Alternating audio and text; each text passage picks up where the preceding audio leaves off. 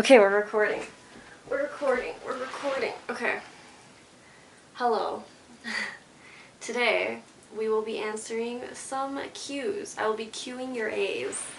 On Instagram, I asked you guys to ask any questions that you had about crochet, about me, about small business, about markets, and you guys asked lots of questions. So I'm here to answer all your questions. Now, the most questions that were asked were about running small business, doing markets, getting into it, how I got into it, all of that kind of thing. So I will try and speed through the other stuff a little bit, and then we will get to that part and I'll spend a little bit more time on that. Alright, let's start with, we've got 3 different sections here: general crochet and about me questions. We've got some flower crochet questions. And then the last section will be about like small business, markets, that kind of thing. The whole business part of it. Oh, bless you. Come here. Oh, come here. Yeah, okay. So, first question. What got you into crocheting? And the answer is I literally saw a video on TikTok of somebody making flowers. And I was like, that's really cool. I really want to learn how to do that. That seems super cool. So the next day I went to Dollarama and they just happened to have like crochet hooks.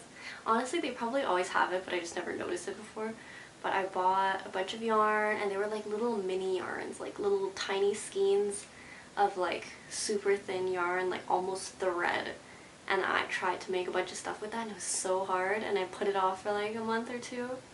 And then I came back to it in like November of last year, and then I actually watched YouTube videos and proper tutorials instead of just like picking like the random hardest thing I could find on YouTube and trying to make it without knowing what like a half double crochet or double, like not knowing any stitches.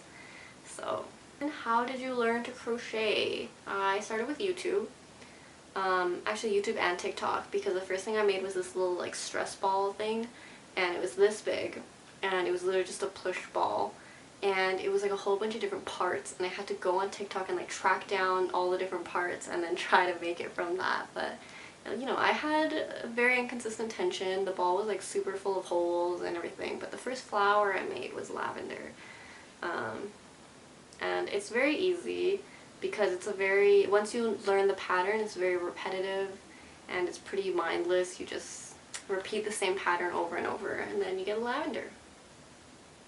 But yeah, I'm not that good at following patterns. I love having videos to watch, but when I make something, I will kind of watch like a video for something similar maybe, or if I've made anything before that's similar, I'll go off of that.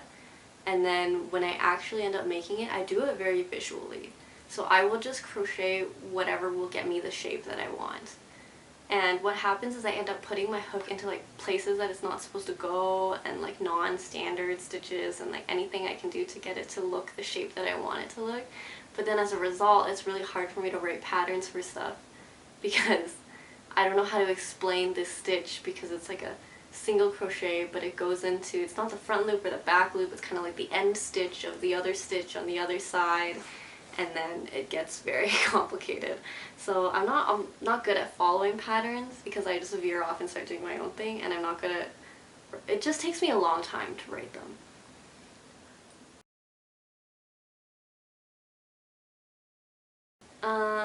What is your favorite thing to make? Lavender.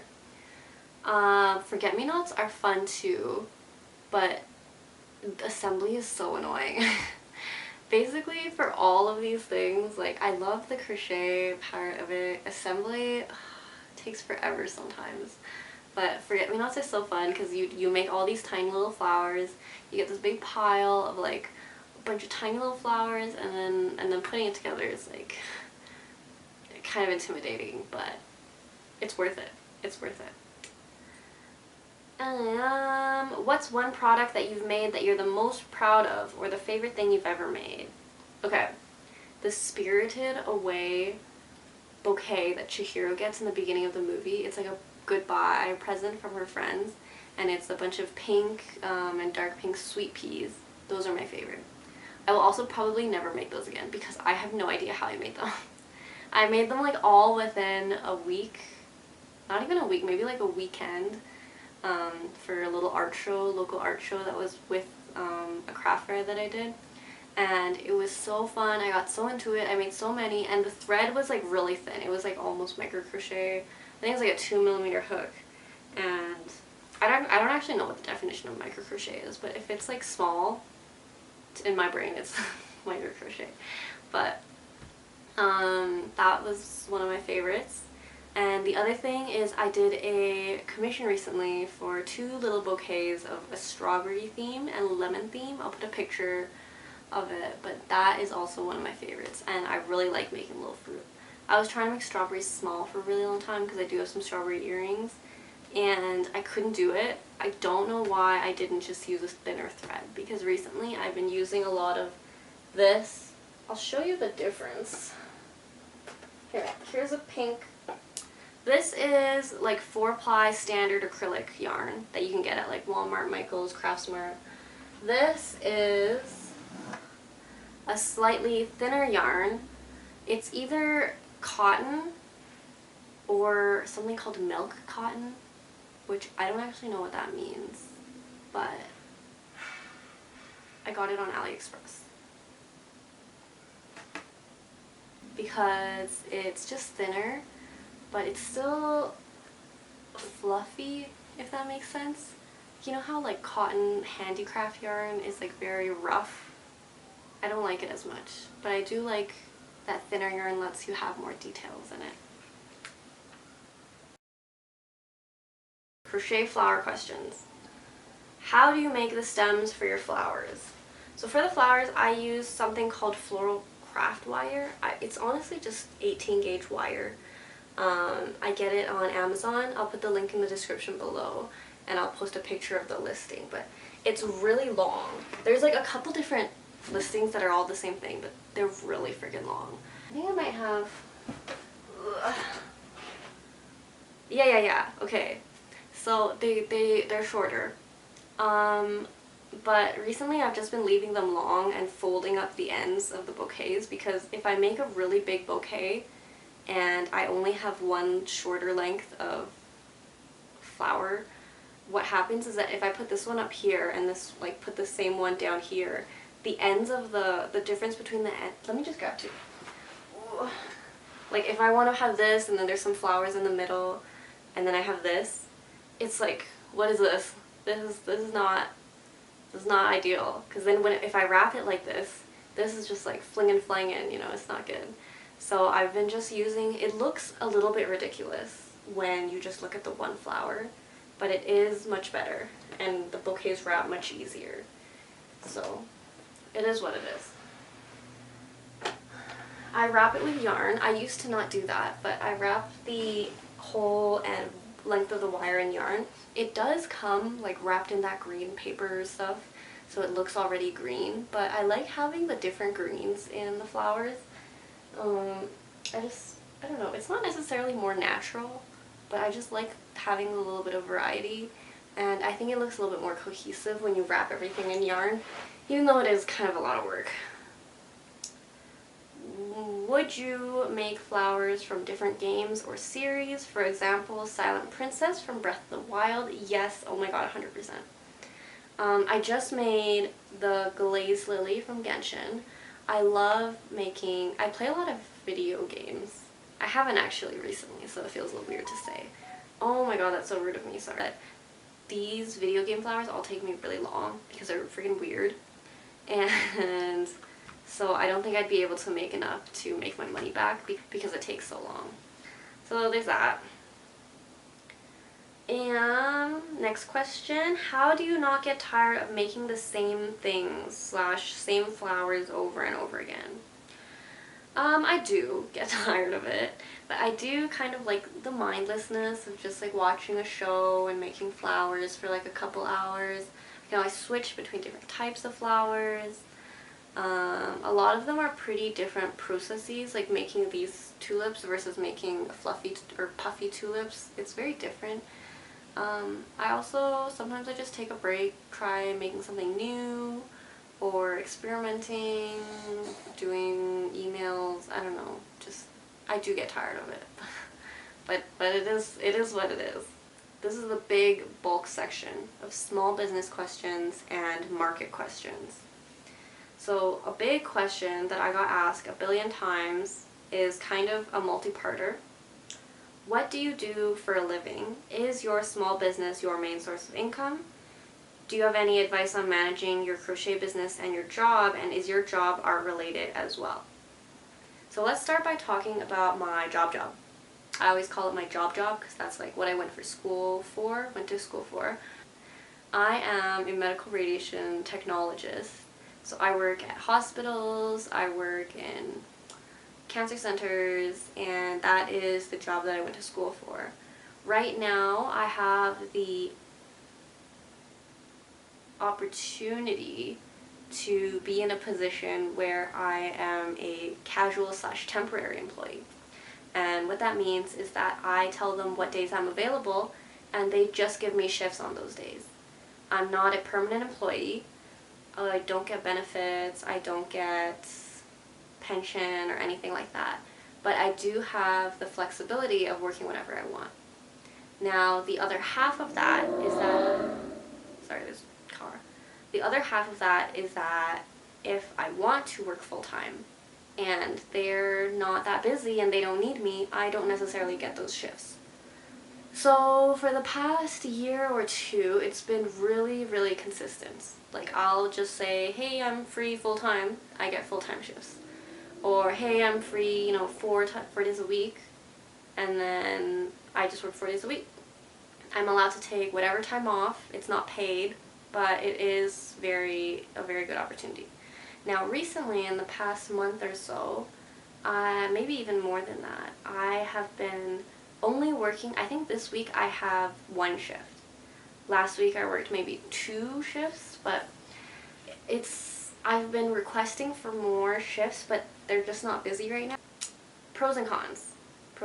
It's definitely supposed to be my main source of income, but with how it is right now, crochet I'm trying to make it a main source of income. So yeah, not my main source of income, partially by choice and partially forced. So, next question is, how did you start doing markets? Some market fees are so steep. I just applied for a local one. I applied for maybe 5 or 6 local ones that I got rejected from before I got accepted into Cuties Club markets, which is one of my favorite ones. It was the first one I ever did. The buy-in fee was like $40, which is insane. On average, I would say craft fair markets cost about we'll say 75 to 125, within that range. Canadian, I'm in Canada. And the more bougie, expensive ones cost up to like $250, even like up to $400 for, sometimes they're multiple days, sometimes they're just very high traffic. They pay a lot into advertising, they have expensive venues, the price goes up for vendors, which makes sense. Unfortunately, it's something that not a lot of people starting out can afford, which sucks. It's hard to take that risk when the buy-in fee is so high, but you kind of just have to keep looking around. A lot of the community association markets are a lot cheaper than the bougier ones, but expect to get rejected. I did put together, after I put together my website, I got my Instagram a little bit more posts, looking better, and was better able to describe kind of my niche, my product. I was able to get into more markets. But again, if you can go to them once and see what it's like, it's better, because I've applied for markets that I was like, oh my god, I finally got in one, and then I get in and then I don't really make any sales. And I always think like, man, if that was my first market, I would probably not be doing this right now. But I was really lucky that the first market that I did was really, really fun, really welcoming. Everyone was super nice. I've made lots of friends that I still talk to from there, and it's just, don't be swayed if you do one market and it was like completely sucked and you didn't make any money, you didn't even make your table money back. It's fine. It happens. Some markets are even like, if you watch my Easter one, it was super high traffic, super busy, but I just didn't make a lot of sales. How do you price your products? Okay. So I price everything like bouquets by flower.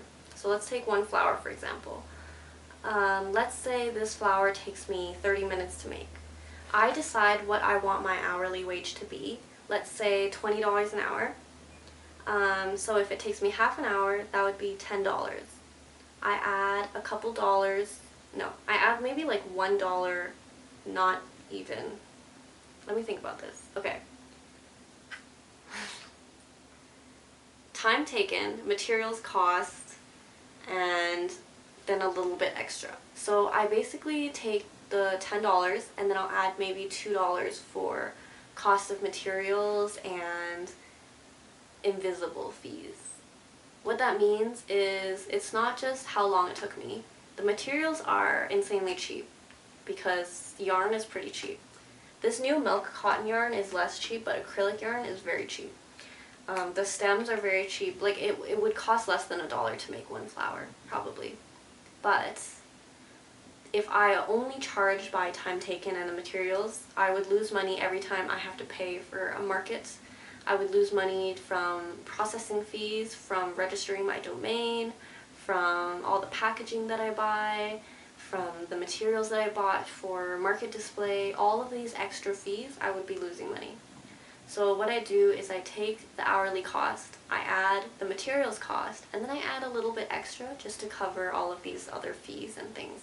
It's not a lot. Like I don't even think it adds up to a whole $1, but with each product that I sell, I can make back some of that money. To be honest, I haven't mathed it out that well. I kind of just randomly, like just like $1, not like maybe 50 cents or $1, and then I just round to the nearest dollar. At first, I was only selling things in the $5 intervals, which was nice because I didn't want to deal with change, but sometimes if you just add $1 to a product, it makes a huge difference. And like buying all the like paper bags to give out at markets and those like vendor fees and things, it's not cheap. So if I only cover materials and hourly wage, I'm now paying myself much less than $20 an hour, because that money has to then come back out to pay for all those extra fees. So yeah. I basically have to time myself every time I make a flower. I just time myself a couple times and then take an average and then I use that. But definitely remember to consider that there's extra little costs that you have to add in when you're pricing your products. Oh yeah, like there's some things, like I charge $5 for gift wrap for the flowers at a craft fair. And anyone can be like, wow, that extra wrapping did not cost her $5, and it only took her like maybe like 2 minutes. I've actually never timed myself, 1 minute or something. That seems like really easy money. And that is to help me cover for some of those invisible costs, because I don't add a lot per product. Like I said, less than $1. Honestly, I think maybe like $1 for materials and extra costs for each product. So if something took me 30 minutes and I pay myself $20 an hour, it would be maybe $11 or $12. I think I have some that are like still just $10, but the gift wrapping price really helps to cover for that. Yeah. How do you find good and affordable markets? Lots of research. Sometimes I just go on Instagram. Calgary is YYC. I literally just search YYC markets. I go on those news pages, like they post, oh, the 10 best markets to visit in Calgary, or, you know, like 10 markets you don't want to miss this summer. And I just go through those. I go to their websites and I just look up, like, where is the, like, is there a vendor, frequently asked questions, vendor registration, that kind of thing. Usually everyone has it on their website. There was only one market where I had to DM, it was like DM for the vendor registration form, and that was not a good market. So go to their website, find a form or like a Google form or an online form that you can fill out, and then inquire there. they won't all be good. Like I said before, what I do is I go on their social media and I look at their tagged photos, and I kind of look for people's like reviews or people's photos, see how busy it was, how the traffic was. Sometimes there's Facebook pages, like local Facebook pages, where vendors will all join and they'll talk about like, oh yeah, I did this market and got scammed, or you know, whatever, and they'll talk about that. So you can look for those pages too. They haven't been that helpful to me, but it's different everywhere. Definitely, if you already do markets, it's really helpful to ask your neighbors, hey, I was thinking about doing XYZ. Have you ever been there? Do you have any opinions? If they've done a lot of markets, they'll be able to tell you. Some people don't like to share information, which is fair. You know, like, everyone does their own research. They go through, like, bad experiences and things, and they're like, man, I had to go through this. You have to go through it, too, to learn from it, because I had to do it, and I had to pay the cost. And, like, you know what? Like, it is what it is. Do your own research. Okay. Next question is, how much money do you make per market? It is so different. It's so inconsistent. This is one of the things I really didn't like about running a small business, is how inconsistent it is. Like, the highs are high and the lows are so low. And like, if I'm working my job, it's just shift work. I know exactly how much I'll be paid based on how many shifts I get, how much hours I work. At a market, I could be sitting there for 8 hours. Okay, they're not 8 hours. I could be sitting there for like 4 or 5 hours and come out with like nothing after paying all the fees and everything. But I've made as little as like, let's say a range of like $150 to like $2,000.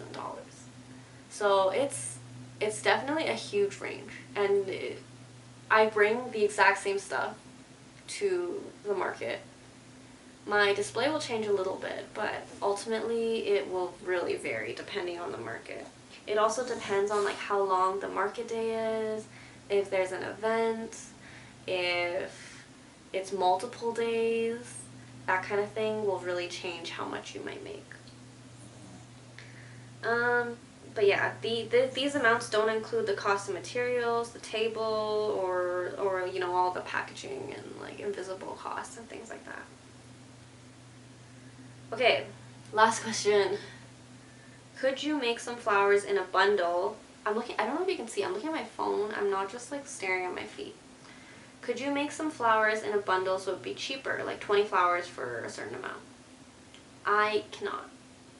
And that's one of the things with this crochet stuff, is it's very hard for me to run like a deal or a promotion coupon, because everything is priced for the materials and the amount of time it takes. It's already, I feel like, pretty expensive for what it is. And I've talked about this before, but when I think about like pricing something for, like, the cherry blossoms are $20 a branch, and I feel kind of like, man, that's kind of expensive just for one branch, like 20 bucks. Like, I know it took me forever, but like, should I just decrease it as like a seasonal offering or something like that? But I'm glad I didn't, because it's just, I think it's something to be proud of your work and be able to price it realistically for how long it took you, because if I don't, I will start not liking doing this, and it will start to feel not fun for me anymore, and then I won't want to do it. So I have to make sure that I price it appropriately. Sometimes if there's even, I didn't mention this before, but if there's flowers that I really don't like making, I will add a little bit to the cost, because you know what, it's like, if it sells well, I'll still make it. But if I don't like it, I'm going to price it a little bit more, so I am compensated for me hating doing it. But I just try to not make those as often. But yeah, I would start losing money immediately if I offered any kind of discount, because it's already priced just for, basically almost just for time and materials. Recently I've been watching a lot of YouTubers talk about doing wholesale, and I'm like really jealous, because it seems like such a great way to scale your company, like your small business. Like, oh, you know, a lot of people who sell like things that you order from a manufacturer, like keychains and things like that, you can basically, it's like, oh, instead of ordering 100, I'll order 1,000, and it'll cost me more, but then I can, you know, you buy it for a lower price when you order more, is my understanding. And then you can sell it for a lower price, or you can do wholesale, where you just sell a whole bunch to like a store or something. I don't know a lot about it. I also could never do that because I can't scale my small business. I can't just make a cajillion. I'm making a lot of flowers. I'm crocheting like right now because I'm stressed about not working at my job. I'm crocheting like 12 hours a day because I feel guilty for not working, so I need to overcompensate. But like I'm doing all that, I'm not actually making money right now because I'm not doing markets right now. I'm doing custom orders and like online local pickup sales. But the thing with doing markets is you get no money, and then all of a sudden at the market day you get a bunch of money, and then you feel really good. And then you have to wait until your next market and you have no money coming in again, and you're like, oh, groceries are so expensive. So yeah, there's a lot to think about if you're going to start a small business. If you're a student or you're working part-time and you have the time, it's such a good opportunity to do it because it's a lower risk. It's not like your full-time gig. So yeah, there's a lot of stresses with it. Don't forget about that. But I could go on about that forever. But yeah, I think that's pretty much it. I think I've talked about money enough for today. But yeah, it really helps when you guys watch the video, even if you leave a like, if you subscribe, if you follow me on Instagram. Those are all totally free things that you guys can do to support me and to support all of your other favorite artists, things like that. You don't have to necessarily make a purchase. Honestly, like when I make content and I put it out there and you guys show that you like it just by leaving a like or by sharing it or commenting on it, it really does make a difference. It means a lot to me, especially on those low days. So I really appreciate it. Thank you so much. Leave a like if you like, and if you have any questions about anything I talked about, if I trailed off or didn't finish talking about anything, or you wanted to follow up, you know what, leave a comment below. I'll answer, and that way everyone can see the answer as well. But I could talk forever about... Hi! What's up? What's up? Panorama. Right now? Yeah. Okay, I'm coming.